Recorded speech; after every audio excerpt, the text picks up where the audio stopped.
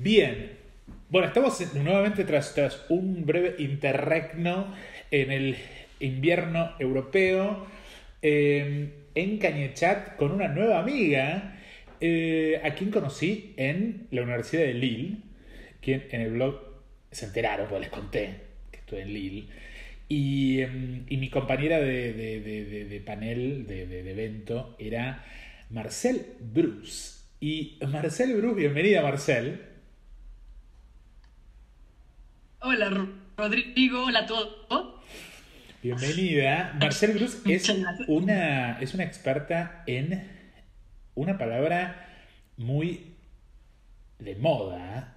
De hecho, yo estoy publicando mi libro sobre historia decolonizada del arte argentino. Entonces, Marcel Bruce es la persona indicada para que discutamos de qué se trata esto de la decolonización, pero poder discutirlo desde un punto de vista más serio y no solamente sobre lo que creemos que es, sino cómo emerge el concepto y la relación con la historia reciente del arte contemporáneo. Marcel, vos estás terminando tu doctorado en Lille, en la Universidad de Lille, y contame un poco de cómo la vida te trae al concepto de decolonización. Bueno, hola a todos. Gracias Rodrigo por la invitación. Sí, yo estoy terminando ahora el doctorado sobre el concepto de decolonialidad aplicado al mundo del arte a través de una discusión con tres exposiciones que a la vez marca una cartografía interesante de este concepto. El primero es la exposición de Alter Modernity en la Tate Britain. Entonces tenemos Londres, después el concepto o esta discusión va a viajar a España con modernología Seth Magban y va a rematar con estéticas decoloniales en el Mambo, el Museo de Arte Moderno de Bogotá, en Colombia. Y yo Qué ya años es esto? ¿Qué años es?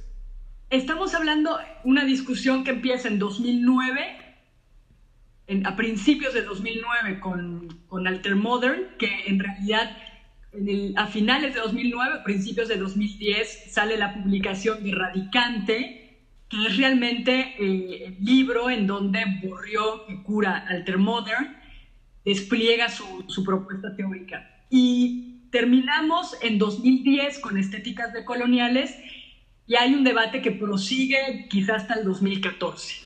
My name is Nicolas Bourriaud. I'm a curator at Tate Britain for 1 year and a half now. I'm preparing the 2009 triennial, whose title will be Alter Modern. Before that, I've been the director of the Palais de Tokyo in Paris and published a few books, a few essays, among them Relational Aesthetics in 98 originally, and post-production. And my next book will be called Radicant and accompanies, in a way, the triennial. Alter Modern is composed of two, words. Alter refers to multiplicity and otherness. Modern, we're supposed to know what it is, actually. The big issue linked to this word is the fact that I do believe that postmodern times are over. Postmodernism is over, and we don't know exactly what's going on after that. Alter Modern is in a way a kind of dream catcher, trying to capture the characteristics of this modernity to come, this modernity which will be specific for the 21st century. Postmodern meant that we were after modernism. It's really linked to history, and history as a kind of arrow, in a way. Today we are more living into a maze, and we have to get meanings out of this maze. And this is the big stakes around the Alter Modern. What is our modernity? What is the modernity of today? The specificity of this triennial is that it's preceded by 4 prologues. Prologues which are occasions to discuss, to rethink with the artist and some theoreticians what are the stakes of this modernity to come. And there are 4 themes we started with. The first one was the term Alter Modern itself. The second one, the idea of traveling, of exile, sorry. The third one, the idea of traveling. And the fourth one will be based on the notion of borders. Of course, it is not enough, but it's just ways to start this discussion, this big discussion, because alter-modernity should be global this time. Modernism in 20th century was actually quite Western-based, and even if a few countries, gathered into this discussion in 20th century, India, Brazil, many others, it was still based on very Occidental ideas. I think the new modernity to come has to be global from scratch, and that's the new thing. We are not into a multicultural era anymore. My bet is that we're inventing, the artists are inventing at the moment, this new modernity, which is global from scratch. Among the artists that are working, that are preparing new works for the triennial, you can see very clearly artists who are, sometimes at the same time or in distinctive moments, working and wandering into time and wandering into space, working into geography or into history. But in a way, history is the new continent, as we are living in an era which is Google Earth, and was any millimeter of it has been, totally, controlled now. There's no terra incognita anymore. The last one is history. The last continent to be discovered is time. So on one side, you have artists really trying to explore the planet in a different way, and artists trying to explore time as if it was a jungle or a desert, in a way. When I do have answers about something, I can write a book. When I do have questions, I'm curating a show. And a show, an exhibition, an art exhibition is the moment where you are really asking any artist participating to provide you kind of feedback on this idea. So it's not about my ideas anymore. It's about the way we can share a theoretical and artistic moment together. What are the artist's answers? That's the main question, actually. Bueno, entonces vamos por parte. Entonces, estamos con Nicolas Bourriaud en la Tate en el 2009. ¿Qué hace Bourriaud en esa muestra? Mira, esta es una muestra interesante porque es una muestra en la que primero viene el concepto y luego viene la obra. Es decir, Bourriaud utiliza esta trienal de la Tate para lanzar su nueva propuesta teórica después de que había pasado un poco la moda de estética relacional, que había sido también un boom en el mundo de la teoría del arte. Claro. Y él trae una nueva propuesta que se va a llamar Radicante, o Altermodernidad, y su propuesta en esta exposición es cómo recuperar los ideales de la modernidad para una modernidad de la globalización. Cómo recuperar estos ideales que son justamente el progreso, la democracia, un poco los ideales que vienen desde la Ilustración, y cómo traerlos a una realidad del siglo XXI, recuperando ciertos conceptos de la poscolonialidad. Y ahorita quizás hay que deshacer un poco todos estos conceptos de los que estoy hablando. Sí. Entonces dice, en el siglo XXI los artistas son radicantes, es decir, son artistas que pasan de aeropuerto en aeropuerto, de bienal en bienal, son traductores de un mundo cada vez más uniforme, un mundo cada vez más interconectado. Y por lo tanto, la estética del siglo XXI es una estética de la mundialización en el que podemos recuperar lo bueno de la modernidad y gracias al artista traductor encontrar un pie de igualdad. Él dice, en la estética del siglo XXI ya no importa si el artista es africano, latinoamericano, blanco, negro, indígena. Hoy lo que importa es que es global, ¿no? Su identidad. Su única identidad válida es que es radicante. Pero tengo una pregunta respecto de esto. Es decir, porque estoy pensando en esto y estoy pensando en Fukuyama, ¿no? El fin de la historia. Es decir, ¿no hay algo de superación de las identidades, superación de la diferencia? Que es algo muy terrible, ¿no? Es decir, plantear como plataforma de partida para una nueva propuesta estética y poscolonial esta superación de la diferencia para caer en una suerte de nueva homogenización de la globalización financiera internacional? Sí, totalmente. Y hay dos cosas. Efectivamente hay un ligue con, si no directamente con Fukuyama, con esta idea de se acabaron las diferencias, ¿no? Del mundo es uno solo y no nos queda más que aprovechar y ser felices. Claro. Por otro lado, la diferencia con Bourdieu es que Bourdieu recupera un poco los aprendizajes o las críticas que se le hicieron a la posmodernidad y a la poscolonialidad. Y aquí hay que entender que esta exposición no está hecha en cualquier lado. Y el simbolismo de la Tate nos remite a todo el debate poscolonial que se dio en Inglaterra desde los años 80 y 90. Claro. Está caracterizada por, al final, una especie de proceso de comunidades diferenciadas que tienen vínculos entre ellas, pero en donde estén bien diferenciadas, ¿no? Y esto tiene mucho que ver con... Que este es el modelo del pluralismo del laborismo, digamos, ¿no? Que es heredero de toda esta concepción Edward Saidiana de la poscolonialidad. Exactamente. A partir de Said viene toda esta discusión, y tú te acordarás, bueno, en los 90 o en los 80, ya no sé bien, se crea el British Council for Arts, crea el INIVA, ¿no? el International New... ¿qué es? New Visual Institute, una cosa así, Institute for the New Internationalism, una cosa así, en donde hay una recuperación justamente de esta pluralidad y donde hay una especie de... Nos damos cuenta que hemos sido súper eurocentristas, nos damos cuenta que hoy Inglaterra ya no es una división entre primer mundo y tercer mundo, sino que la migración ha traído mucho tercer mundo a nosotros, a nuestras instituciones, y junto con la revista Third Text generan un debate en el que hay que incluir a los que han estado rezagados de la historia del arte, pero con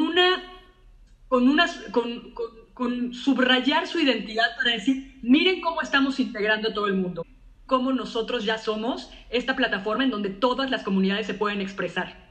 Y esto fue muy criticado después, ¿no? Por justamente cómo el capitalismo se fue amparando de esta pluriculturalidad. Claro, no, digo, para historizarlo, todo esto ocurre casi simultáneamente a el proyecto de las industrias creativas en el laborismo, ¿no? De Tony Blair. Entonces, por un lado aparece toda esta idea de la comodificación de la cultura como algo que tiene valor en tanto y en cuanto tiene retorno a la inversión, y por otro lado la presentación de lo plural como parte de esa comodificación de la cultura, ¿no? Es decir, que también esto viene de la mano del Estado, con lo cual hay mucho de control estatal de estas minorías.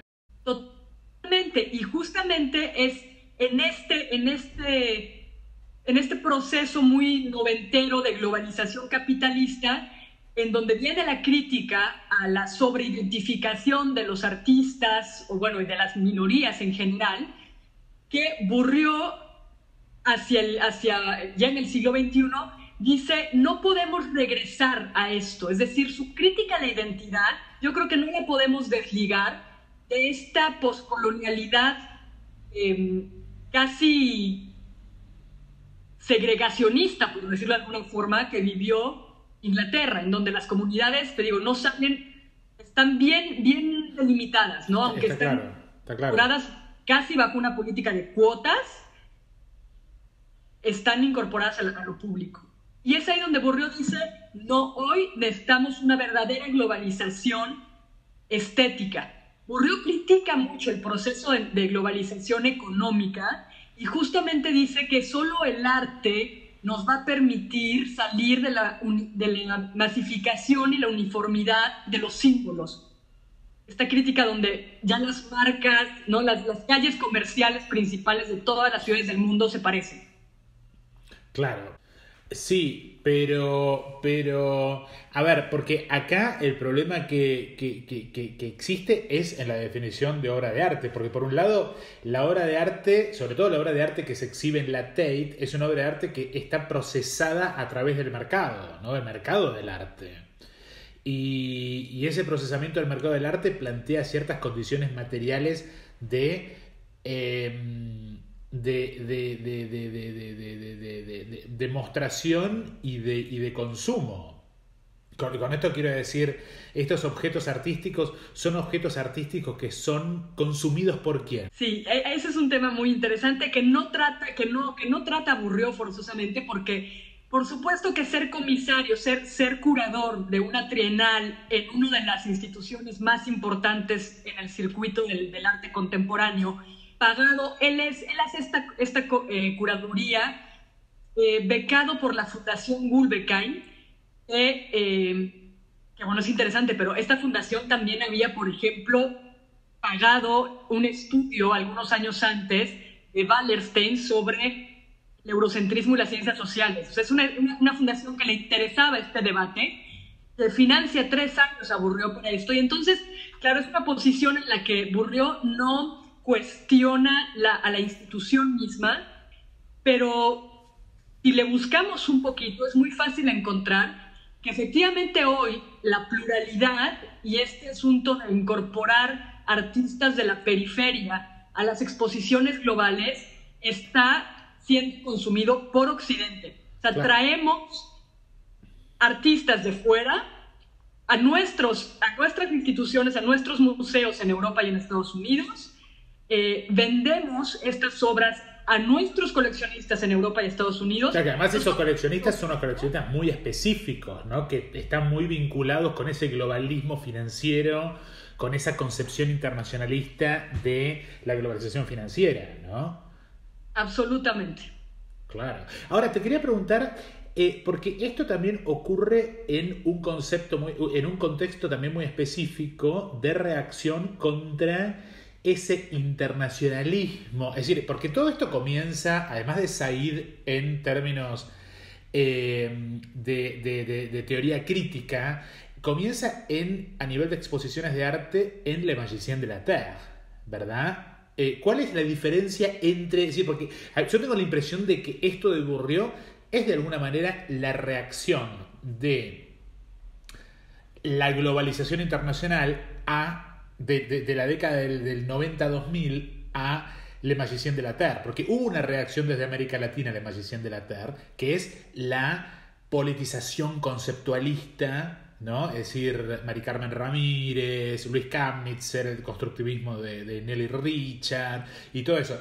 Es decir, en Latinoamérica se reaccionó de una manera muy específica. Nosotros no somos simplemente indígenas exóticos, sino que somos sociedades urbanas en conflicto social, ¿no? Esto es lo que decimos, nuestra reacción desde América Latina a Le Magicien de la Terre. Ahora, esto parece ser otra reacción, ¿verdad? Joaquín Barrientos, que tiene todo un estudio al respecto, y él dice, los relojes se ponen en el grado cero del arte global es Magicien de la Terre. Es interesante porque la primera vez que Bourriaud publica alguna reflexión sobre esto que va a 20 años después o 30 años después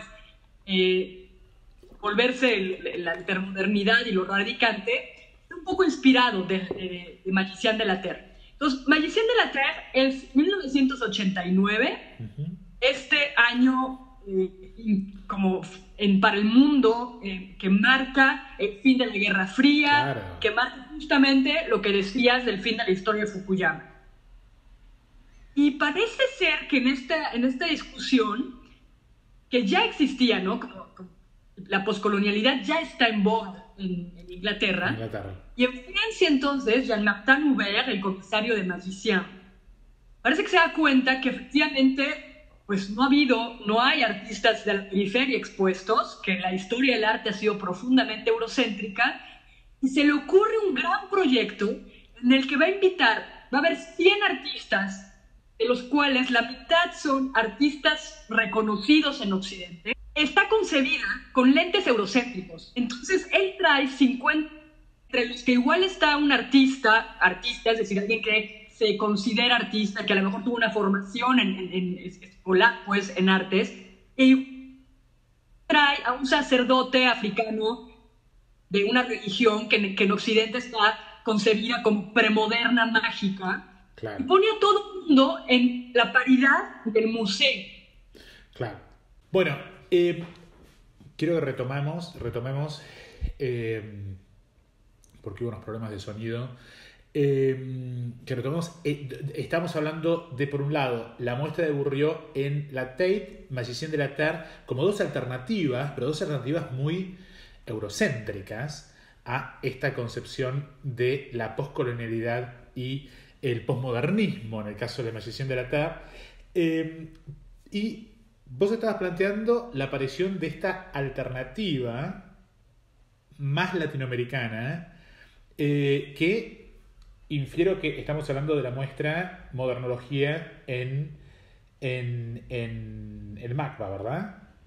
Pues mira, la muestra de Modernología en MACBA es un eslabón, un poco un puente que va a permitir llegar a América Latina. La muestra Modernología abre casi cuando cierra Altermodern, y al parecer en realidad no es una respuesta o no está, por lo menos a propósito, ligada a Altermodern. La exposición estaba ya prevista antes de que Altermodern apareciera. La cura una austríaca que lo que hace esta exposición al final de cuentas es permitir, ella claramente conoció una vez que apareció a Altermodern, y Sabine Breitweiser lo que hace es decir, a ver, yo no vengo a venderles concepto, que claramente la muestra de Bourriaud era una defensa de una nueva propuesta teórica. Y ella dice, yo les voy a plantear el panorama un poco del siglo XX, de cómo se trató en el arte el concepto de modernidad. Modernología se empezó hace unos 2 años y medio y empezó como un proyecto de investigación que trataba de lo que era el modernismo y la modernidad. Se trataba de explorar e investigar artistas que trataban de este tema y también de sus ramificaciones y consecuencias de la modernidad que se desarrollaban ante nosotros, creando un mapa crítico, una cartografía del estado actual de la modernidad artística y las contradicciones que estaban inherentes a este proyecto. Existe también un filósofo latinoamericano que afirma que las modernidades es un poco la gestión de la centralidad internacional y critica la perspectiva eurocéntrica de la narrativa de la modernidad y nos sugiere a la vez la noción de la transmodernidad. Por lo tanto, de hecho, nuestra sociedad sigue creyendo en la tecnología y en el progreso, y estos siguen siendo los parámetros básicos para la posmodernidad, que es algo que se debatió ampliamente hace un par de años, y esto nos hizo creer que esta investigación crítica nos habla muchísimo de nuestra vida cotidiana e incluso también de sugerencias posibles acerca de cómo deberemos organizar en el futuro nuestras vidas. Con una cosa muy interesante que se hace, yo creo que casi por primera vez, y es que incluso en la introducción a la muestra, ella empieza hablando de la modernidad tal como es concebida en la teoría clásica europea, es decir, la modernidad como el progreso, como la secularización, como la democracia, y enseguida dice, sin embargo, estos conceptos han sido problematizados por la periferia. Y ella invita a Walter Mignolo a hacer un texto inédito para el catálogo de modernologías, y va a ser el texto que Mignolo va a publicar bajo el nombre La colonialidad, la cara oscura de la modernidad. Ok. Entonces acá lo que estamos entrando en un lugar mucho más rico en términos de, digamos, los costos de esa modernidad y cómo el arte entonces debería vincularse más al trauma del costo que a estas cuestiones más conceptuales de nuevos escenarios, ¿no? Por supuesto, y vincularse al trauma del costo, pero sobre todo visibilizar el costo, ¿no? Esto que Mignolo va a llamar como la herida colonial. La propuesta un poco que viene de la teoría americana es relativamente simple y es: asumamos que todo este siglo de las luces europeo nunca hubiera podido existir si no hubiera habido la otra cara de la moneda, claro, que era la explotación, la esclavitud de las colonias, sobre todo las colonias americanas, que en ese momento era la única periferia colonizada. Todavía no estamos en el momento de la colonización de África, de Asia, etc. Y entonces... Pero déjame que te interrumpa ahí, porque claro, esto está en Said. Sí, no. Ok, ¿cuál es la diferencia entonces entre Said y Mignolo? La diferencia fundamental, la decolonialidad se nutre de la poscolonialidad, o sea, en definitiva en la poscolonialidad hay muchas vertientes y hay enormes riquezas. Said es el primer autor que devela la epistemología moderna como un instrumento para ocultar la otredad. Claro. Y devela cómo, creando el concepto de orientalismo, lo que hacen es reforzar la identidad europea encontrando al otro. El asunto es que a partir de Said, y después con los grandes teóricos de la poscolonialidad, que igual es Spivak, que Baba, etc., ellos se centran mucho a criticar el eurocentrismo. La primera cosa es, la principal fuente de análisis teórica de la poscolonialidad es Foucault, okay, es Derrida, es Deleuze, ¿no? O sea, son críticas muy basadas en fuentes del postestructuralismo francés, y que hacen un análisis de las realidades, sobre todo indio-pakistaní, Palestina en el caso de Said. Sí. La poscolonialidad pasa de Inglaterra a Estados Unidos, en donde como buen melting pot se ven inmediatamente reflejados y encuentran que es una excelente forma en la que pueden justificar muchos de los procesos internos, y de Estados Unidos llega a América Latina, justamente como gente como Kamitzer y Nelly Richard, etcétera, que fueron parte, claro, por lo menos en el caso de Richard, del grupo de estudios subalternos latinoamericanos, ¿no? Que es un grupo que se hace a partir del grupo de los subalternos hindús, que está muy metido en esto de la poscolonialidad. Espera, contame más de eso. Entonces, me interesa a mí todo cómo llega esto a América Latina. Porque claro, bueno, Richard y demás se nutren, como vos bien decís, de Foucault, de Derrida, de todo esto, y lo que hacen es, con esos espejos conceptuales, es mirar, detectar eso en las prácticas artísticas locales. Pero ¿cómo se produce esa traducción? Hay como dos fuentes fundamentales de la poscolonialidad. El gran iniciador, Said, pero luego, y soy malísima con los nombres, pero si me das un segundo te lo digo, Ruja Gupta, y ahora te lo voy a decir, el que funda el grupo de estudios subalternos, que es un grupo hindú, o sea, un grupo en Inglaterra, pero fundamentalmente de hindús, que empiezan... que también es una cosa muy postcolonial, decir, bueno, vamos a salir de los conceptos de la modernidad. La modernidad nos dio conceptos universales y colectivos como pueblo. ¿Qué es el pueblo? Claro. ¿No? Y esto, claro, nos lleva a Delacroix y todos estos símbolos del 19. Claro. Ellos dicen, no hay pueblo, no hay burguesía y proletariado en la India. O sea, tienes que complejizar muchísimo el tipo de conceptos sociales con los que analizas una realidad cuando no es una realidad europea. Claro. Y entonces ellos retoman el concepto de subalterno de Gramsci. Y claro, bajo este concepto tratan de analizar campesinos que no son proletarios, tratan de analizar los poderes a través de los cuales hay dominación, como puede ser el hecho de ser mujer, de las castas, de la religión, ¿no? Salir un poco de este dualismo muy moderno de las ideologías modernas, que igual puede ser el marxismo, que puede ser el liberalismo, el cristianismo, etcétera, que tienden a ser duales. El fundador se llama Ranajit Guha. Guha, sí. Y este grupo, bueno, claro que tiene una gran recuperación en América Latina, y cuando digo América Latina, el primer paso son los latinoamericanos que están trabajando en las universidades en Estados Unidos, porque, claro, para América Latina pasa lo mismo. Hay campesinos, hay indígenas, no hay proletarios y, bueno, no solo hay proletarios y burgueses.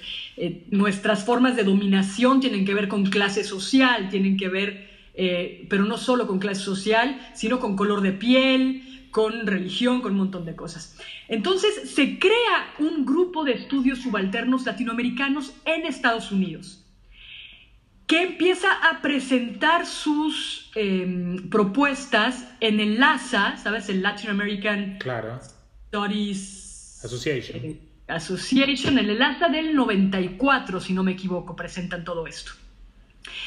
Una de las principales portavoces de este grupo es Richard.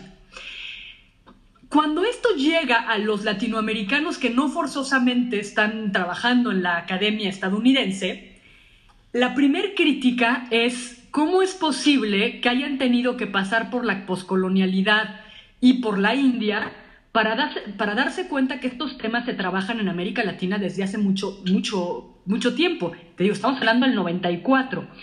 Ya había pasado todo el grupo de la teoría de la dependencia, que justamente trabajaba estos temas. Había pasado el gran aporte, no es el único aporte, pero el concepto de colonialismo interno de Pablo González Casanova, muy retomado por Silvia Rivera Cusicanqui. Es un concepto de colonialismo interno que aparece en el 65 en América Latina. Explícalo. Y ahora está muy ligado con la decolonialidad. El colonialismo interno, es decir, América Latina rompió los lazos coloniales con la metrópoli a principios del 19, pero el lugar de la metrópoli, del español colonizador, fue ocupado por el criollo, que se volverá el mestizo, que crea una colonialidad, una colonización interna, es decir, que todos esos aspectos que habían servido para la colonización jurídico-política están tan internalizados que seguimos aplicando una colonización que tiene que ver con blanqueamiento de piel, que tiene que ver con la colonización de los saberes, es decir, no reconocemos los saberes producidos por los pueblos originarios. Claro, que viene muy, muy asociado con los populismos corporativistas, tipo en Bolivia con Paz Extensoro, peronismo, Vargas y bla, bla, bla. Es decir, que se abrazan de esta idea del mestizo, del cabecita negra, pero en realidad esa idea termina arrasando con todas las diferencias. Absolutamente. La construcción de las identidades latinoamericanas es absolutamente colonial. En Argentina, por ejemplo, es uno de los casos absolutamente de estudio al respecto, por cómo fue uno de los países que más trabajo le costó asumir que había habido negros, que había indígenas, ¿no? O sea, la construcción del descendiente europeo blanco fue muy importante. Pero eso igual, por ejemplo, en México, en las escuelas lo que se nos vendía era la idea del pueblo mexicano, y esto es claramente Octavio Paz. El pueblo mexicano es hijo de la Malinche y de Cortés. Y entonces ya no somos más que este cuerpo híbrido. La teoría del híbrido, que es muy peligrosa, esa teoría del hibridez, ¿no? Y ahí entra, ¿cómo se llama? García Canclini.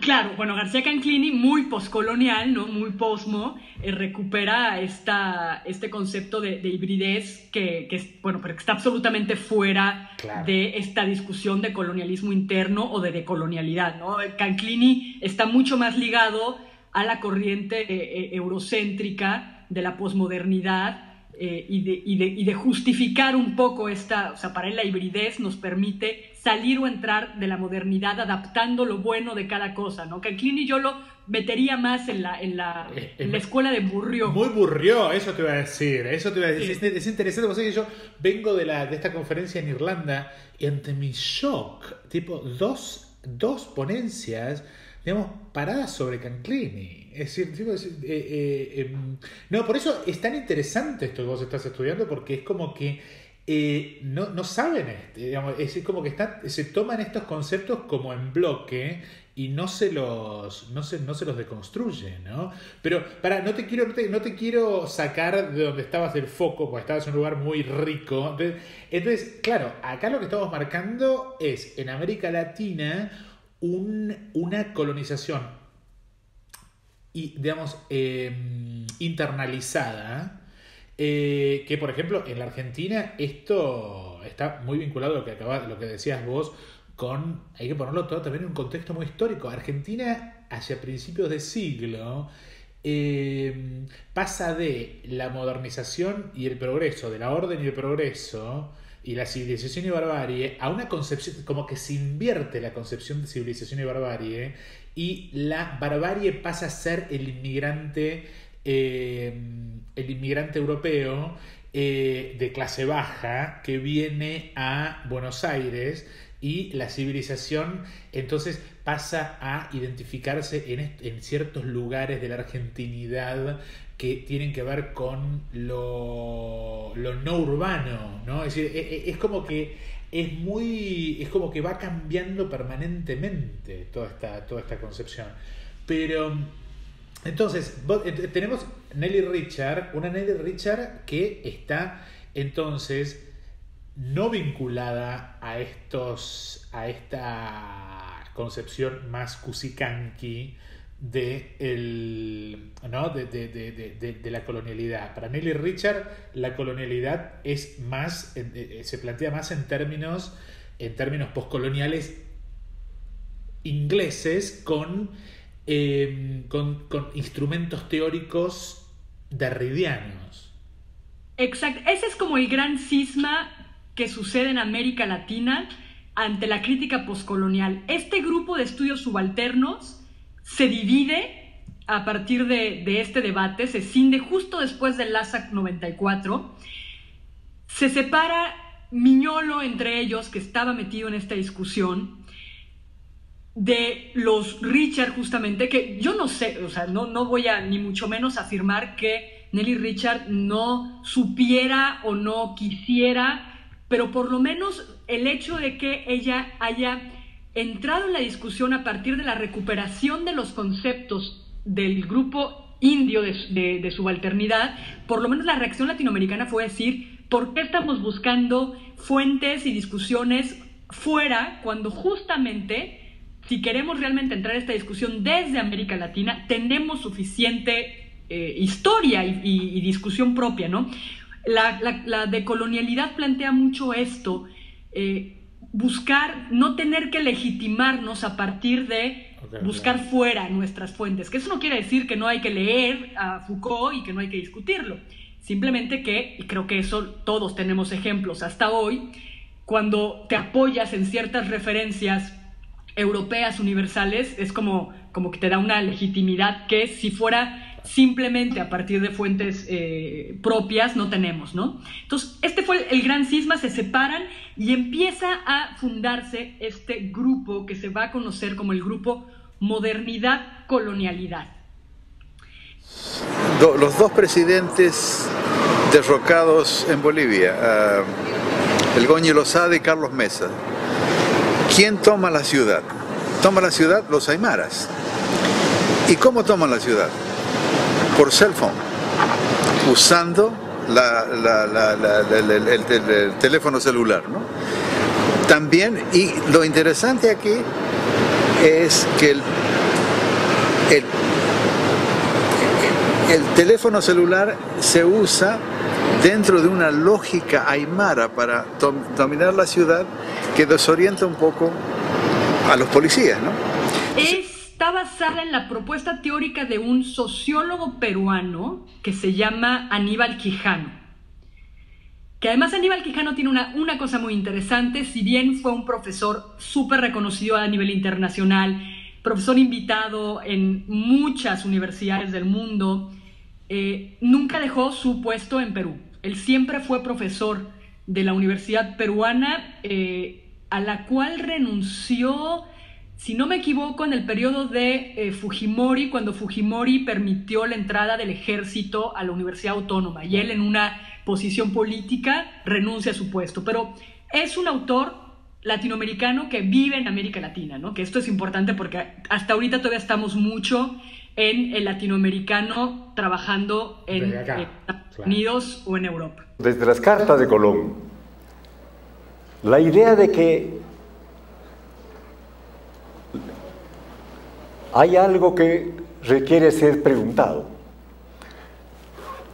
No se preguntan quiénes son, qué los hace tan diferentes. Se preguntan qué son. ¿Son humanos o no son humanos? Que es otra clase de pregunta que plantea un problema muy diferente. Estas gentes, desde la primera carta de Colón, ya está. Y por supuesto, en todo el periodo que implica el proceso de conquista y colonización de estos territorios y de estas poblaciones. Entonces, va produciéndose literalmente, no solamente la idea, sino la relación social fundada en esta idea, que las gentes son desiguales por su naturaleza biológica. Es a lo que hoy día llamamos raza. Esto está ocurriendo desde el primer momento, a lo largo de fines del siglo XV en adelante, siglos XVI y XVII sobre todo, ¿no? La estructura nueva de poder, que estamos llamando aquí la colonialidad del poder, está siendo producida. Porque se añade un fenómeno nuevo, que es el fenómeno fundamental que diferencia a los individuos de la especie. Está en la naturaleza de la propia especie, que los diferencia, no por la historia de sus luchas de poder, sino por sus diferencias que hoy día llamaríamos biológicas, es decir, por la idea de raza. Unas razas son en consecuencia inferiores, otras son superiores, y incluso en cada una de ellas habían niveles. Quijano, que había sido parte del grupo de la dependencia, lanza una propuesta, un concepto que va a ser la colonialidad. La colonialidad responde a que mucho en este debate de la poscolonialidad había una de las grandes críticas a los poscoloniales, es que eran superculturalistas, que todo lo basaban en el discurso, en el sujeto, en la cultura, y que estaban evitando las discusiones que tenían que ver con las condiciones de producción, con el capitalismo, con la explotación, con las relaciones sociales de producción. Y entonces Quijano dice, a ver, paremos la discusión y el pleito entre los marxistas, para los cuales lo estructural es lo fundamental, y los poscoloniales, para los cuales la cultura es la fuente de la explicación. Y él propone una definición del poder a partir de cinco puntos. El trabajo y todos los derivados del trabajo, el sexo y los derivados del sexo, es decir, la familia, el rol de la mujer, la familia burguesa, etc. La autoridad, y entonces el Estado nacional, la subjetividad, y me está faltando una, seguramente tiene que ver con... La moralidad. ¿El qué, perdón? La moralidad. no el conocimiento, la epistemología, ¿no? Y entonces él dice, estos 5 elementos y sus producciones se entrelazan cuando hay poder, en la dominación. Y entonces él empieza a explicar el modelo en el que vivimos actualmente, que le va a llamar el patrón colonial del poder, diciendo, en la modernidad colonial, cada uno de estos elementos ha sido colonizado, ha sido por las instituciones modernas, el Estado nacional, la familia burguesa heteropatriarcal, la subjetividad, la ciencia, todo mundo, y hasta hoy, hasta me da mucha risa de pronto en Facebook, te pueden plantear cualquier cosa diciendo, un estudio científico demostró, claro, y decir cualquier boludez, y todo el mundo, es que es un estudio científico el que lo demostró. Entonces la ciencia como única forma de legitimidad del conocimiento, la subjetividad a través, pues mucho de la raza. Y lo que dice Quijano es, la gran diferencia cuando aparece la modernidad es con la invención de América. Junto con Wallerstein, para los 500 años del descubrimiento de América en el 92, hacen un artículo muy interesante sobre el papel de América en la construcción del sistema mundial moderno. Sabemos todos que colonización hubo, por ejemplo, los moros que invadieron 500 años España, claro, ¿no? Hasta 492. ¿Cuál es la diferencia con la colonización como la conocemos? Y es que los moros no invadieron por un asunto de territorio, claro, pero durante la colonia, si le queremos decir colonia, árabe en la península ibérica, no había una clasificación de la población por raza. Claro. Incluso fue uno de los momentos en donde más armónicamente vivían musulmanes, judíos, cristianos, blancos, moros, lo que fuera. Claro. La gran innovación de la colonización española y portuguesa en América es que por primera vez en la historia el mundo se vincula a partir de la producción capitalista y de la jerarquización y clasificación de la población mundial por raza. Claro.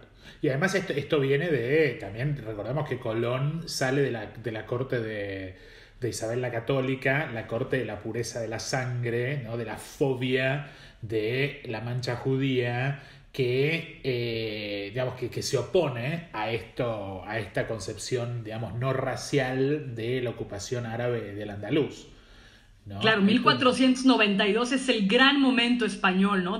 Es el mismo año en el que expulsan a los judíos, recuperan la península y claro, el descubrimiento de América. Entonces, y mira, hay mucha gente que dice, ha habido críticas a este concepto de Quijano diciendo, bueno, no, pero en América había esclavitud y había servilismo, no podemos hablar de capitalismo en ese momento. Sin embargo, se ha comprobado que tanto los procesos esclavos como serviles en América Latina estaban ligados a una producción capitalista en el centro.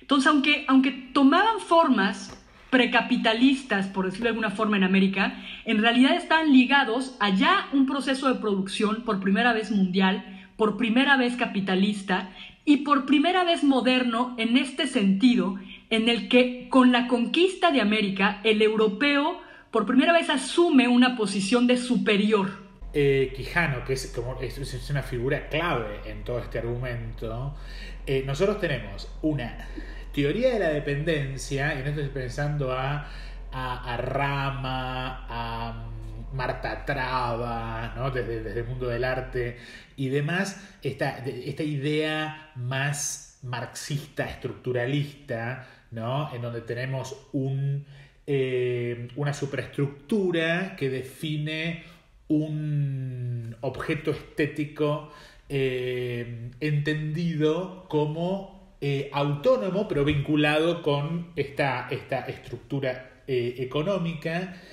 Esto por un lado. Por otro lado tenemos esta concepción más gramsciana, ¿no? Desde lo cultural, desde lo superestructural, con todos sus derivados, y de esos derivados podemos pensar en Nelly Richard, digamos, de esta lectura. Entonces estoy pensando en voz alta, me parece que ese tipo de vinculación es rara la que estoy haciendo, pero digo como para ordenar un poco y después tenemos Quijano, que es una especie de aplicador de Foucault digamos, recupera Foucault de su total blanquecidad, ¿no? De su total centrismo, ¿no? Es como que, porque lo que me estás describiendo un poco es la articulación del concepto de discurso en un contexto más latinoamericano, más periférico. Pero mira que Foucault... ¿Estoy simplificando demasiado? Yo creo que Foucault se mantiene un poco en esta tendencia más superestructural. Foucault efectivamente habla sobre todo del discurso y de los sujetos, es más, del no sujeto, de la pérdida del sujeto universal. Y lo que hace Quijano es justamente decir, no hay que pelear estructura y superestructura, sabiendo que él tiene una formación profundamente marxista, sino tenemos que crear esta red, un poco tejer las relaciones de poder que van a permitirnos analizar realmente una sociedad que este pentágono que se va a llamar el patrón colonial del poder. El tema que venimos hablando es que por primera vez Quijano va a decir el poscolonialismo, bueno, Quijano va a decir, pero se dan las bases de esta discusión. El poscolonialismo es una propuesta muy interesante que develó el eurocentrismo, pero que está basada en la realidad de las excolonias francesas e inglesas del siglo XIX. Sí. Son esos, los hindús, los pakistaníes, incluso un poco de hacia el sureste asiático, ¿no? con Indonesia, Vietnam, etc. Pero esto no tiene nada que ver con América Latina, y reposicionemos la especificidad de América Latina. América Latina había sido un poco olvidada de la historia, de este debate de la decolonización, claro, porque se había vuelto el extremo occidente. Claro. Es el hijo de Europa. Claro. Es como la puerta de atrás de Occidente, no es Oriente. Totalmente, no es Oriente. Y justo por eso esta tensión con orientalismo de Said, que si bien evidencia el eurocentrismo, lo plantea defendiendo que Occidente existe gracias a que inventó Oriente. Y entonces los latinoamericanos ahí de pronto dicen, oye, está bien, pero nosotros no somos Occidente, nosotros también tenemos una historia de colonización, de colonización en todos los sentidos, no solo jurídico-política, sino epistemológica, subjetiva, etc. Y entonces esta primera propuesta de Quijano de plantear el rol de América Latina en la historia de la construcción de la modernidad es fundamental. La modernidad existe gracias a que se coloniza América y a que existe toda esta extracción de conocimientos, de materias primas, y se crea el capitalismo. Es decir, hay un solo movimiento histórico y en este mismo movimiento aparece la modernidad, el capitalismo y la colonización. Claro. Y Quijano entonces entra a este debate artístico a través de la muestra Modernología en el MACBA, ¿verdad? No, es Mignolo. Mignolo.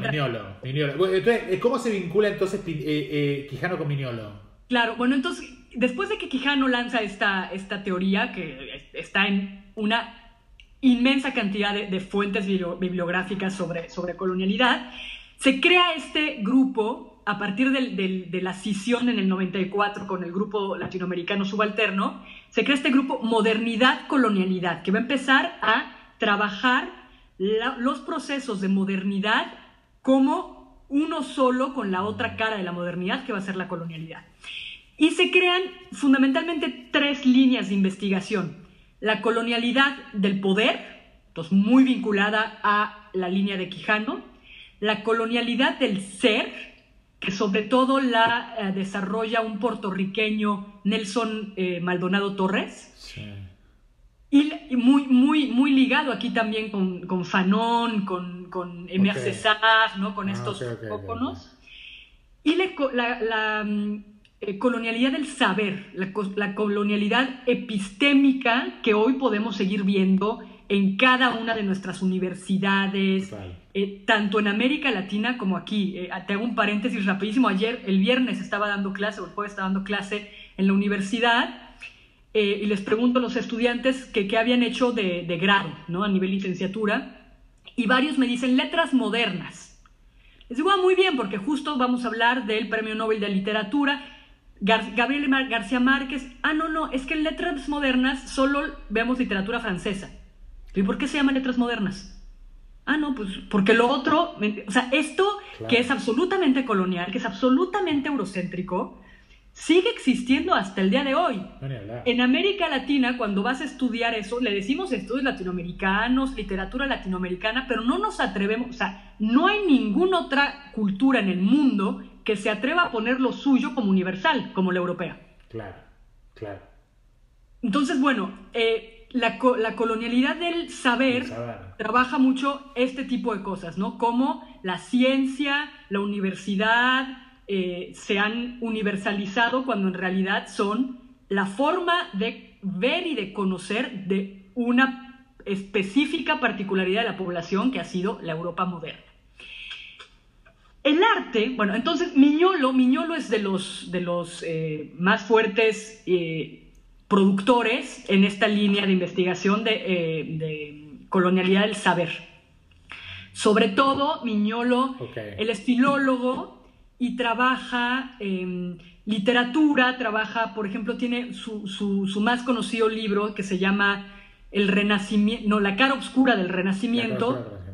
Justo trabaja como durante la colonia, o sea, la colonización española de América. Se trató, bueno, no solo la discusión de Sepúlveda, en la que el indio no es humano porque no tiene alma, porque es un bárbaro que tiene muchos dioses, sino como también las civilizaciones eran tratadas como prehistóricas, como no modernas, porque no tenían escritura, ¿no? Claro. En fin.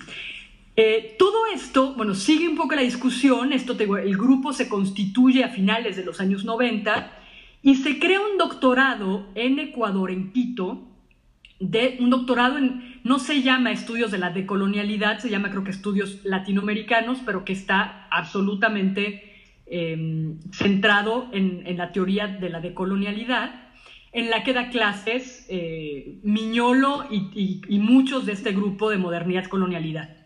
Y en una de esas promociones, en uno de esos debates con alguna de las no le decimos promociones en español, Las cohortes. No, digo del doctorado, ¿cómo le decimos cuando tú te gradúas con de generación, ¿no? En una generaciones, creo que en 2009, no, debe ser antes, 2006 o 2007, del doctorado parece que una buena cantidad de los doctorantes de ese año están interesados en cómo se vincula el arte con estas 3 colonialidades. Y es muy interesante porque yo creo que el arte comparte una parte de colonialidad del saber, porque el arte también es una fuente de saber, colonialidad del ser y colonialidad del sentir, ¿no? Es como... muy interesante, claro. Es un terreno en el que no estamos hablando ni solamente de conocimiento, ni solamente de subjetividad, ni solamente de sentir. Ahí donde aparece la aístesis, ¿no? Exactamente. Sí. Entonces, uno de los doctorantes en esa generación se llama Pedro Pablo Gómez y es un profesor en artes en la Universidad Francisco José de Caldas de Bogotá, en Colombia, que está siguiendo el doctorado, ¿no? Está buscando su título de doctor, aunque él es ya profesor desde hace varios años, profesor titular de la universidad. Y entonces, él, como profesor de arte, decide hacer su tesis, dirigida por Miñolo, sobre qué podría ser la estética decolonial. Y la exposición Estéticas decoloniales en Bogotá es el fruto de esta investigación y de este diálogo con Miñolo, aunque a la vez el altermodernidad de Bourriaud y modernologías como que aceleran el proceso. Seguramente viste el catálogo de Estéticas decoloniales. Está todo en una cosa un poco a la defensiva, un poco... Todo el tiempo le contesta a Bourriaud. Es un catálogo, y después los libros que se han sido publicados tanto por Pedro Pablo Gómez como por Walter Miñolo, están claramente hablándole a Bourriaud y claramente como una reacción un poco entripada también de un poco como, este a mí me da la impresión que la muestra de Bourriaud en Tate le cuesta la carrera, ¿no? Es muy probable, la verdad es que se sabe poco de Bourriaud a nivel internacional. Porque es el momento porque Bourriaud era la estética racional, y de pronto hace esto y yo creo que fue too far. Sí, es probable. Y es muy interesante ver cómo se han hecho las lecturas de diferentes lugares, porque yo te estoy hablando de la reacción un poco teórica, un poco de la gente que está ya trabajando con estas cosas de identidad, de historia de América Latina. Pero Michelle Guillemont, que es mi codirectora de tesis y que es quien traduce al español el libro de Radicante Bourriaud, me contaba que cuando se hizo la presentación del libro en Buenos Aires y Bourriaud fue a Buenos Aires, sé que ella nunca había visto algo parecido que tuviera que ver con libros. Dice que aparecía concierto de rock, filas y filas de gente formadas para que Bourriaud le firmara. Bueno, pero eso es muy porteño, eso es muy porteño, es el francés. De hecho, yo en mi libro hablo de en un momento en donde Sarmiento, exiliado en Chile, exiliado de Rosas, de la dictadura rosista. Esto estamos hablando de 1800 hay tantos, ¿no? 1840. Y él y de pronto él está todo el día, digamos, contra las dictaduras, los despotismos orientales, que lo compara, digamos, que lo vincula con Rosas, y de pronto llega Montboissin, que es un pintor que era discípulo de Guérin, discípulo al mismo tiempo de Lacroix y de David, y Sarmiento, es decir, se olvida de todos los problemas que tiene con los déspotas orientales, y un cuadro que era un déspota oriental por Montboissin esta es una maravilla, que habla de, es decir, está inspirada en la estética de la Roma imperial, y eso es muy, muy argentino, ¿no? Es decir, todo lo que llega de Francia es como producto de la fascinación. Pero es argentino, es latinoamericano y es colonial. O sea, justo esa es la colonialidad, ¿no? Es esto que nos quedó profundamente anclado a los latinoamericanos, de asumir que lo europeo es superior. Claro.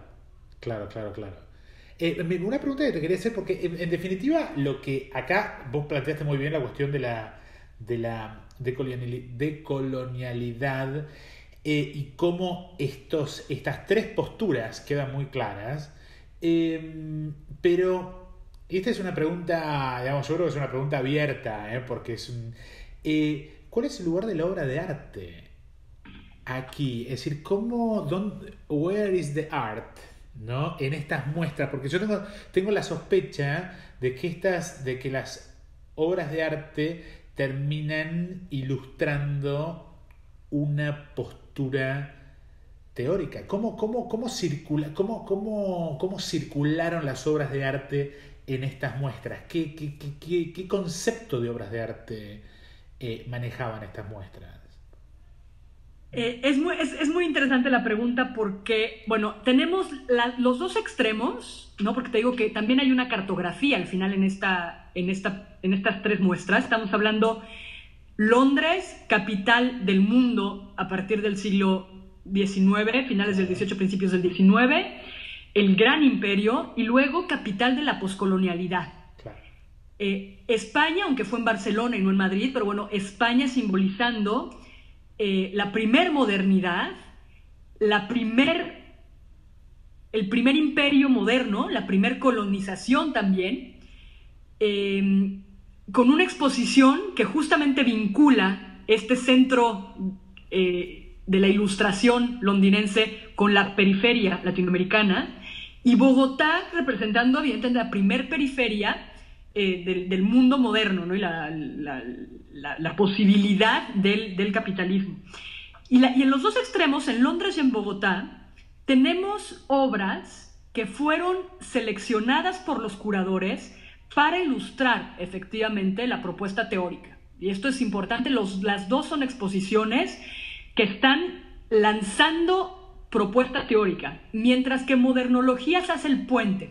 Modernologías no tiene propuesta, la curadora no pretende vender ninguna hipótesis, la curadora es una especie de panorama del siglo sobre cómo se ha tratado la modernidad, y entonces empieza con obras que tienen que ver con fotografías de los surrealistas, del Dada, de todas las avant-gardes, y termina con obras ya muy contemporáneas que tienen un lado mucho más crítico y que tocan la colonialidad, ¿no? Y entonces es muy interesante esta invitación que hace Sabine Bernstein a Miñolo para que haya un texto que visibilice la colonialidad. Claro. Y luego Miñolo y Pedro Pablo Gómez vuelven a esta idea de buscar obra que un poco ilustre, con una cosa específica, o sea, con una diferencia importante.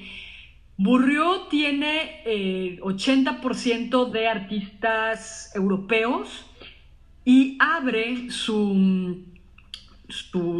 abre a esto que él mismo dice que es la globalización estética y la modernidad del siglo XXI, invitando por ahí a un israelí, a un indio,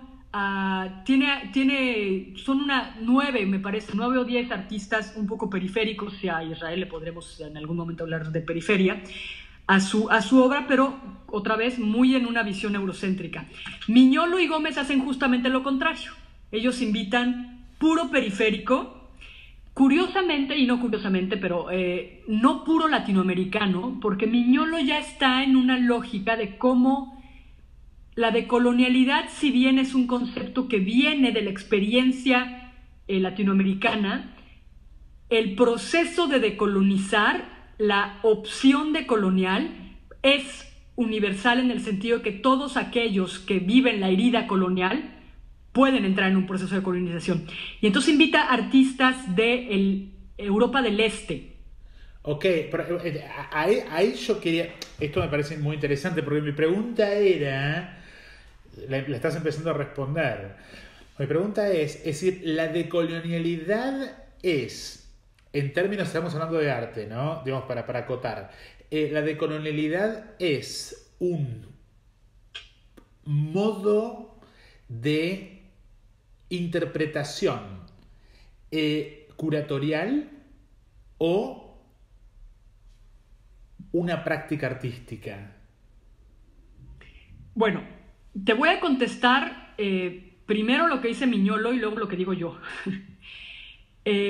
Para Miñolo, en la exposición Estéticas Decoloniales, ellos, Miñolo y Pedro Pablo Gómez, en la introducción a la exposición y en la introducción al catálogo, dicen que decolonialidad son todos los procesos mediante los cuales quienes no aceptan ser dominados y controlados trabajan para desprenderse de la colonialidad. Y ellos empiezan a entrarle al asunto del arte, diciendo que el arte es un concepto moderno, es un concepto que históricamente ha excluido a las poblaciones que fueron colonizadas, etc. Y que el mismo concepto de estética es un concepto de la Ilustración que fue fijado por Kant, y que justamente lo que la decolonialidad del arte tendría que hacer es desobedecer estas normas que se asumen de lo que debe ser arte y lo que no es arte. Entonces es una entrada que a mí me parece muy limitativa, muy restringida de lo que debería de ser la decolonialidad en el arte.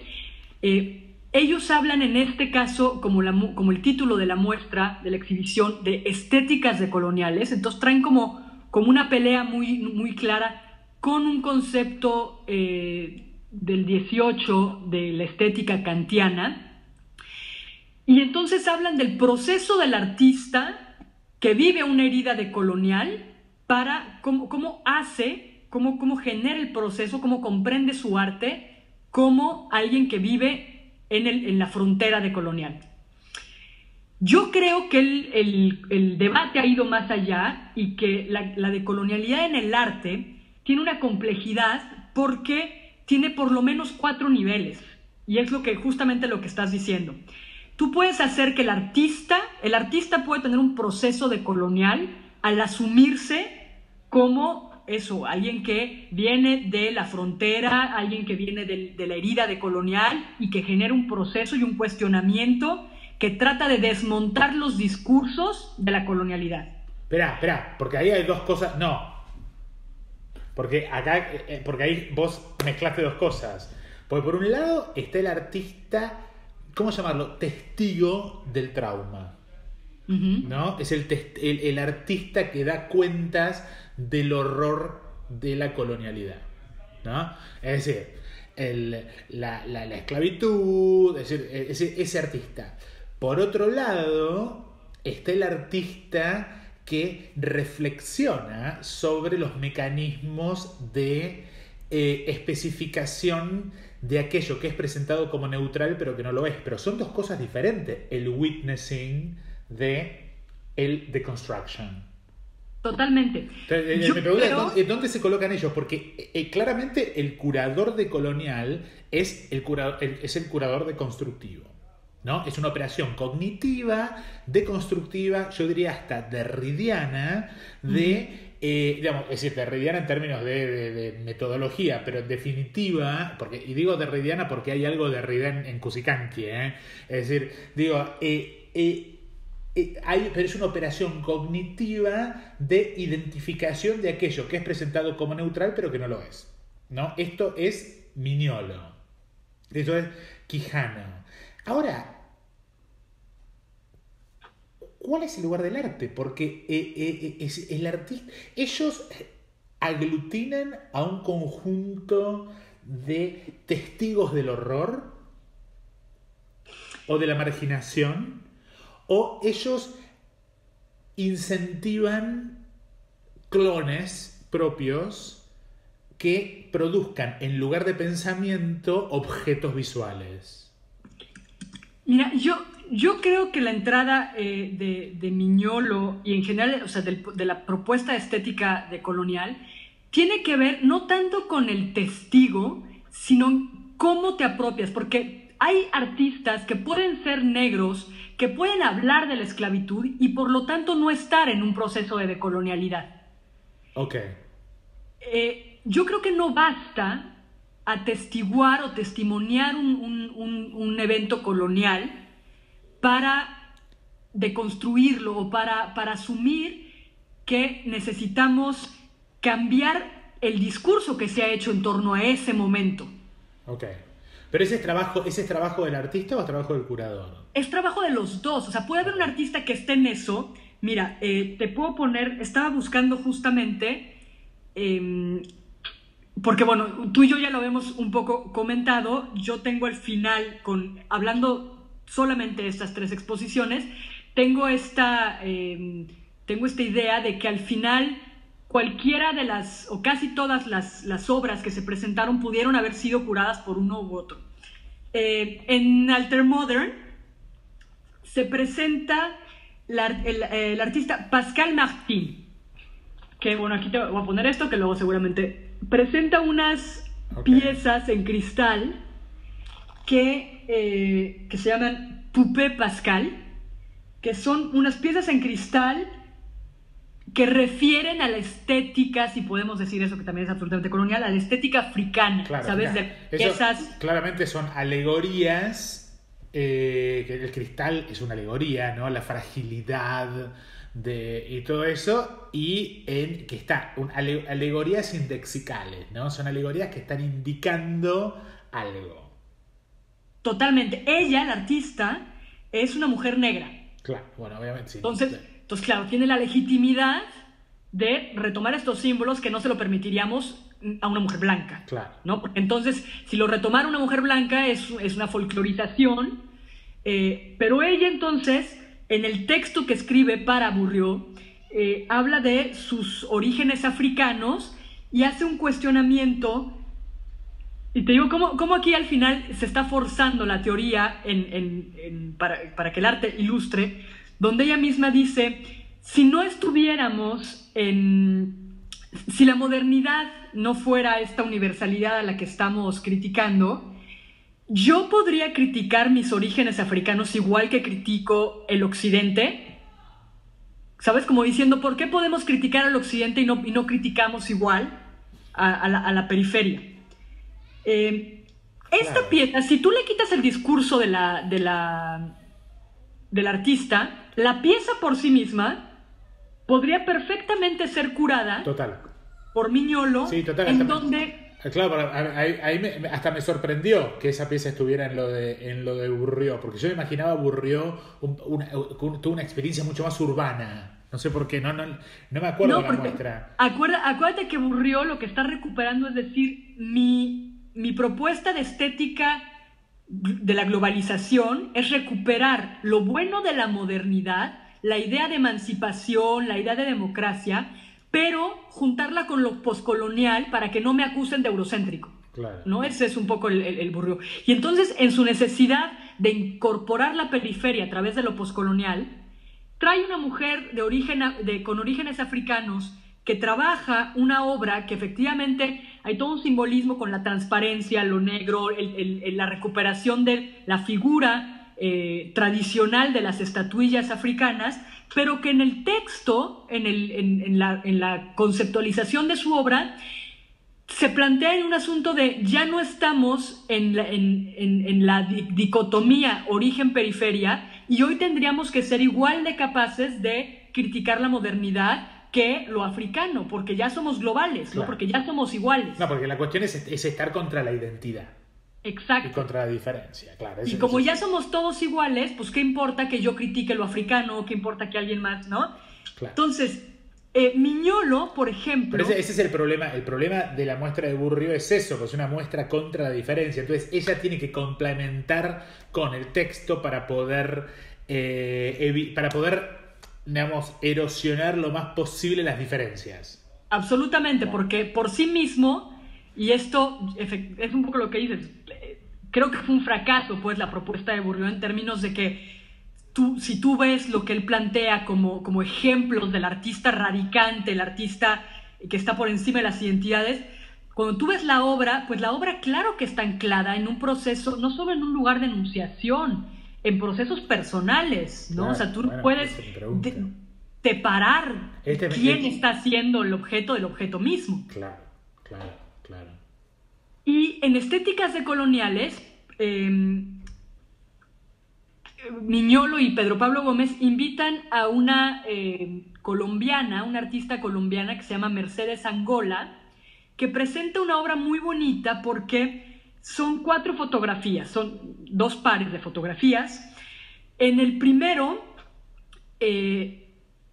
son 3 estatuas traídas de Angola. Ella hace como una reflexión a partir de su apellido y entonces por qué tengo ese apellido y yo siendo ella es afroamericana, es afrocolombiana, está investigando un poco en su propia historia, de sus orígenes, ¿no? Y entonces pone la foto de frente de 3 estatuas en negras, seguramente en ébano, 3 estatuas traídas de Angola de 3 mujeres, es el perfil de 3 mujeres africanas. Y junto a esa foto se pone ella y sus 2 hermanas exactamente en la misma posición. Y son además perfiles muy parecidos. Entonces hace como simplemente las fotografías. No es una pieza opuesta a lo que estamos viendo en la altermodernidad. No, ahí hay una afirmación de la diferencia. Claro, y entonces, bueno, claro, eso da a Mignolo para hacer todo un análisis de la pieza sobre esto que hablábamos de cómo fueron construidas las identidades nacionales en América Latina como la colombiana, olvidando los procesos de colonialidad, de explotación de los esclavos, etc. Y un artista que está a través de su proceso artístico. Entonces ahí podríamos ver... Además es interesante eso, como además cómo ella se transforma en estatuilla, ella se fosiliza, ella digamos, es como de alguna forma está elaborando en este proceso de esencialización del otro y lo está deconstruyendo, ¿no? Ella se transforma en estatua. Exactamente. Y entonces te digo, con obras parecidas estamos justo en los análisis opuestos, claro. Pero lo que es interesante... Sí, porque en Bourrió la esculturita es casi la escultura del free shop, ¿no? Es decir, es la escultura que viste cuando vos entrás al coso que tenés la cosa con las esculturitas exoticistas, mientras que te las traes en el aeropuerto. Mientras Exacto. Que en el caso de Muniolo hay todo un trabajo respecto de la relación entre la persona de carne y hueso y lo que esos símbolos representan, ¿no? Y cómo se vincula esa persona con esos símbolos.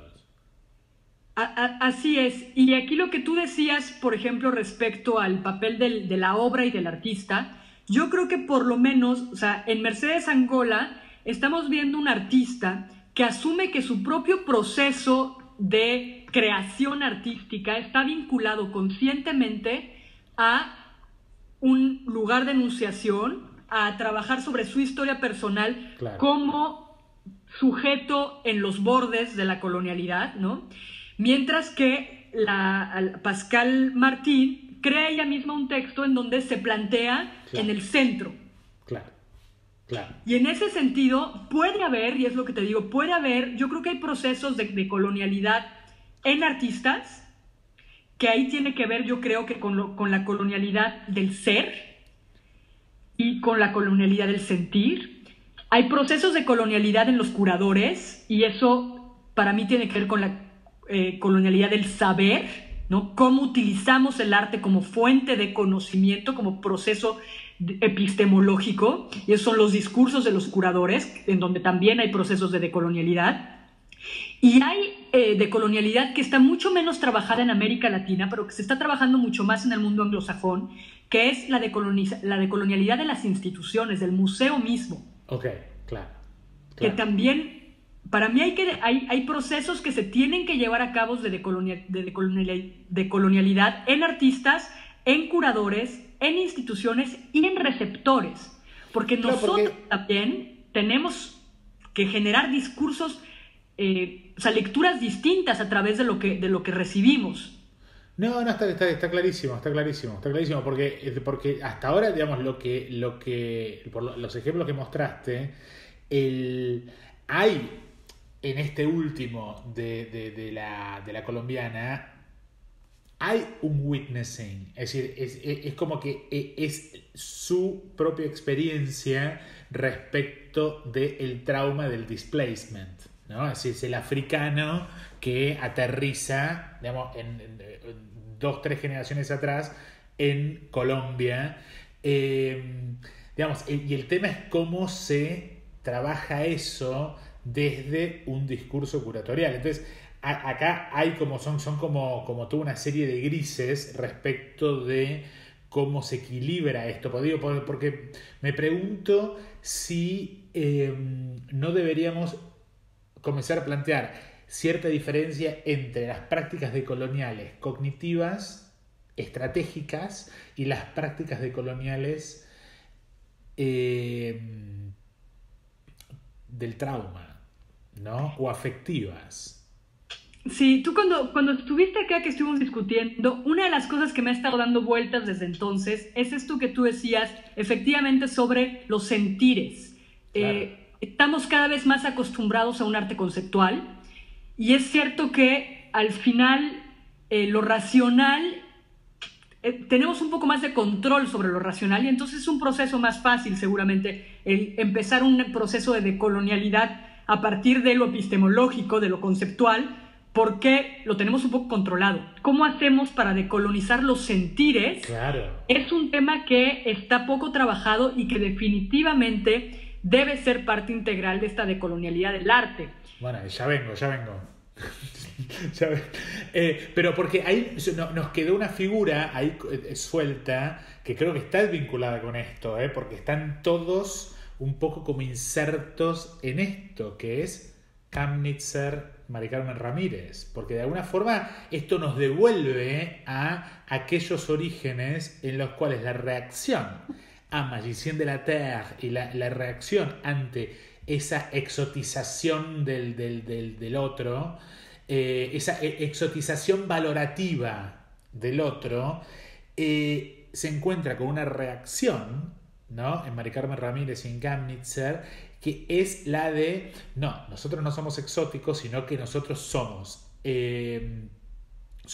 seres que vivimos en sociedades profundamente conflictuales y operamos estratégica y políticamente para ocupar nuestro lugar, en donde en ese proceso desaparece el sentir.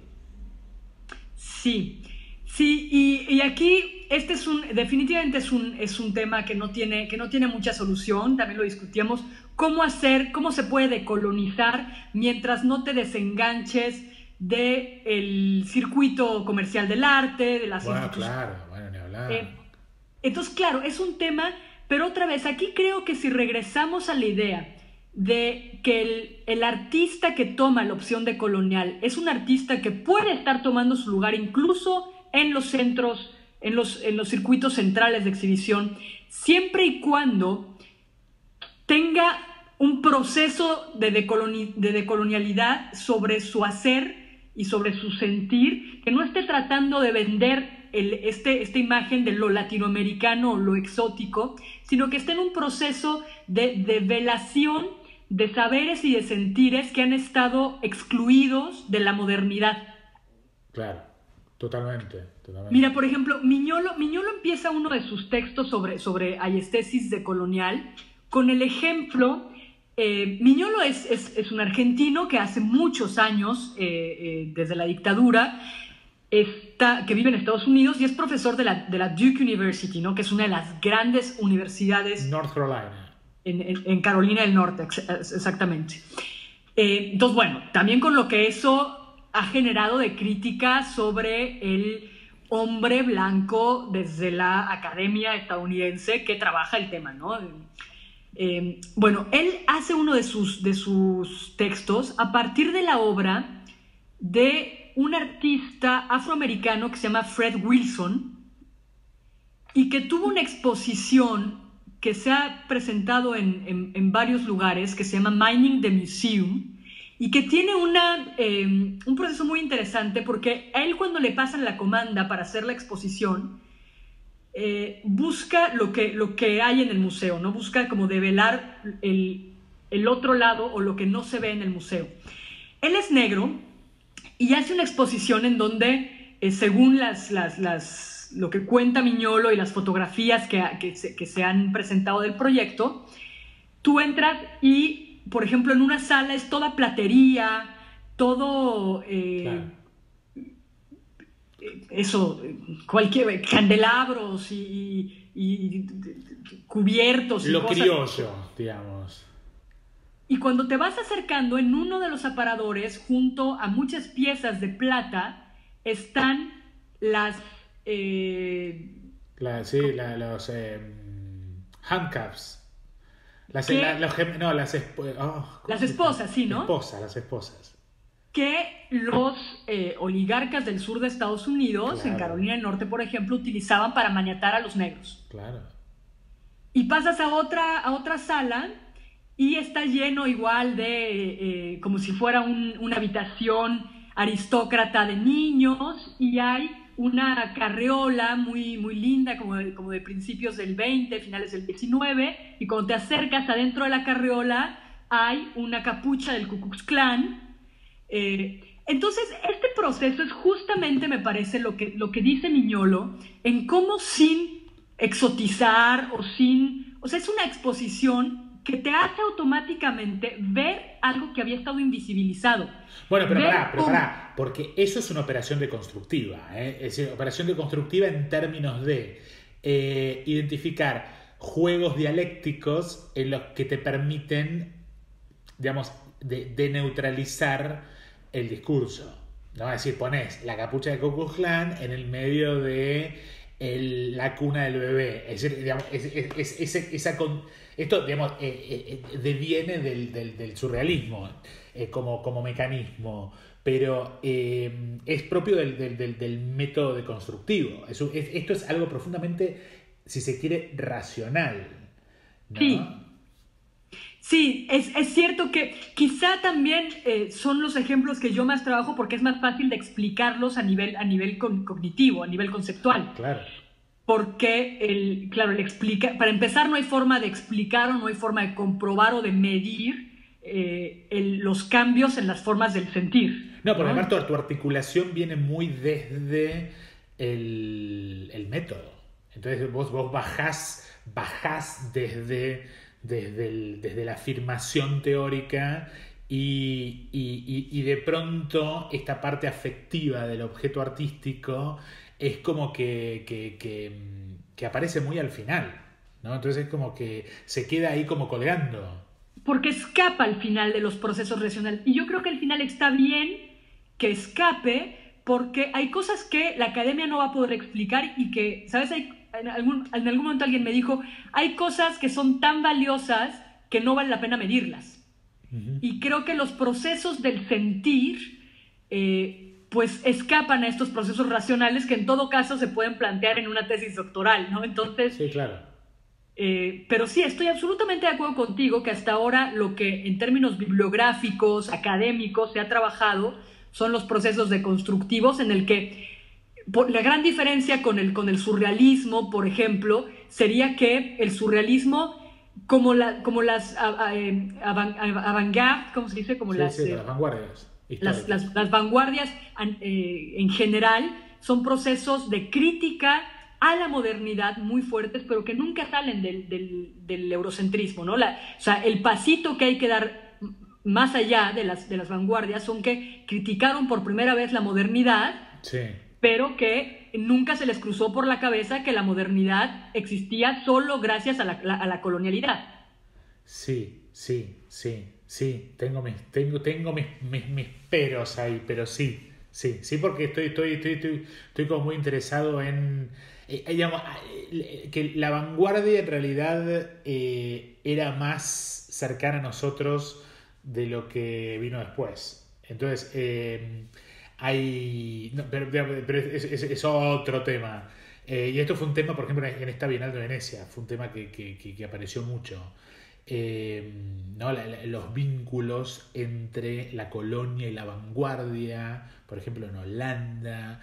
Pero por supuesto, pero de vuelta volvemos al tema entre el objeto artístico y la curación, porque lo que ocurrió con la historia del arte y con la crítica es que eso lo invisibilizó. Claro. El problema no era del objeto artístico, no era del artista, sino que era del canon, de la construcción. Me sorprenderías muchísimo si me dices que hay alguien que estaba consciente de la colonialidad y que estaba... Mira, bueno, pero me interesa, el pabellón holandés este año en la Bienal de Venecia trabaja sobre esto, trabaja sobre los vínculos entre, estos eran dos artistas, trabajan los vínculos entre los patterns de los negros en Surinam y vínculo directo y el suprematismo y el neoplasticismo y The Style en Holanda. Es como que entre la abstracción y los gráficos negros hay una relación directa y hay una interpenetración. Y en términos de lo que más me interesa a mí, acaba de salir un libro de Elizabeth Otto sobre una maravilla. Esto tiene mucho que ver con esta exhibición que estoy proponiendo para el Bellas Artes en Buenos Aires, de Ida Skillen. Esta cuestión de la Bauhaus y los personajes de la Bauhaus. Esto no tiene que ver con la descolonización, pero sí tiene que ver con lo queer. Pero se travestían.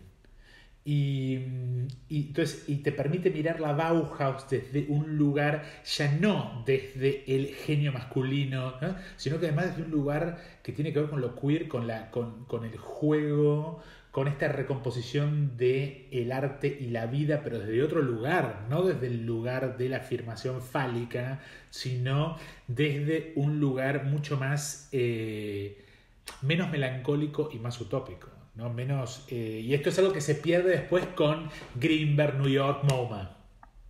Tienes toda la razón, y además creo que me ayudas enormemente porque va a ser una forma de salvarme de esa discusión un poco en la tesis. Tienes toda la razón que de lo que estamos hablando al final de cuentas es de cómo se ha institucionalizado y cómo se ha hegemonizado una visión tanto de la historia del arte como de la práctica artística, como del artista y su estatus, a través de esta, podemos decirle, modernidad, colonialidad, y que no hay, o sea, que ha escapado los procesos artísticos y las intenciones. Efectivamente, lo que estamos hablando es cómo ha pasado a la historia, que como toda historia no es que no haya habido revoluciones o que no haya habido rechazos o que no haya habido movimientos muy organizados de decolonialidad desde el siglo XVIII o desde el siglo XVI en América Latina. Seguro. Simplemente que no entraron en la historia, ¿no? Total, son totalmente invisibilizados por las categorías entre las cuales se imponen sobre el arte. Bueno, pues hay que abrir entonces ya esta línea de investigación de la decolonialidad de los sentires, recuperando efectivamente. Digo, es interesante porque habrá que ver cómo se plantean las formas de pasar esto a lo académico, a lo escrito, pero la decolonialidad del sentir creo que además tiene que ir de los dos lados, ¿no? Tanto el reconocimiento de otras formas de sentir menos racionales, menos por parte del artista como del receptor. Claro, es decir, ese espacio de la percepción, ¿no? Que de eso se trata el arte en definitiva, porque en definitiva al final la pregunta que uno se hace con todo esto es, ok, so where is the art? ¿No? Claro. ¿Y dónde está el arte acá? Es decir, mucho aburrió, mucho esto, pero ¿dónde está el arte? Bueno, el arte siempre estuvo, lo que pasa es que no se lo miró. Un placer, Marcel. Esta maratón, ¿no? Sí, yo de pronto vi el reloj y dije, yo no sé, ¿a cuánta gente vamos a dormir una vez que... Bueno, es decir, eso dependerá de la gente, Pero además muchas gracias, bueno, no solo por la invitación, me ha ayudado las discusiones contigo desde que estuviste acá, me han ayudado a pensar diferente y avanzar también. Cuando uno trata de transmitir y de contar lo que está haciendo, eso siempre ayuda a aclarar y a encontrar nuevas formas de ver el objeto de estudio, ¿no? Entonces, muchas gracias y espero que tengamos... Muchas gracias a vos por esta masterclass de colonialidad.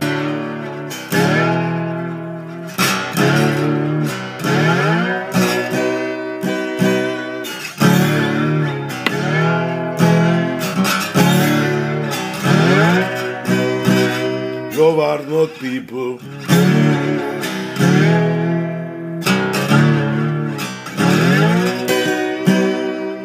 Tiembla el status quo de la sociedad paqueta.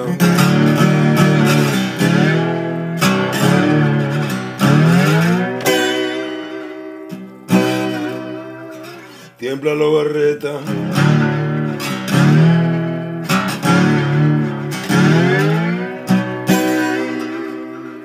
Porque el juicio de los bardes es un juicio muy duro.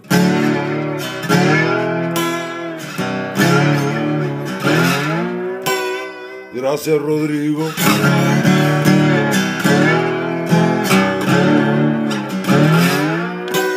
Por este lugar.